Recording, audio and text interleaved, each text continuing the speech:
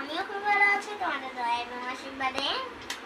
তোমরা তো জানোই আগের ভিডিওতে আমি তোমাদের কাছে শেয়ার করেই দিয়েছিলাম যে আমি নতুন একটা অ্যাকুরিয়াম কিনছি। কথা আটকে যাচ্ছে আমার। নতুন একটা অ্যাকুরিয়াম কিনছি।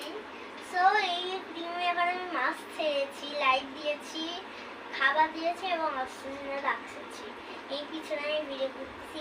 এই যে সে অ্যাকুরিয়াম, আমার এখানে অনেকগুলো মাছ আছে, প্রায় 10টা মাছ আছে, প্রায় 10টা মাছ আছে আমার। সুন্দর লাগতেছে। এই উপর দিয়ে খাবার দেওয়া যায় এবং উপরটা খোলাও যায়। এখানে লাইট আছে, এটা হচ্ছে জ্বলতেছে এখানে। এবং আমি এখানে হাত দিলাম আর বন্ধ করবো, এখানে জ্বলতেছে। আমার নিচটা একটু দেখাই দাও সবাইকে, অ্যাকুরিয়ামের নিচটা দেখা যাচ্ছে, দেখা যাচ্ছে। আমার মাই আজকে আমার ক্যামেরাম্যান।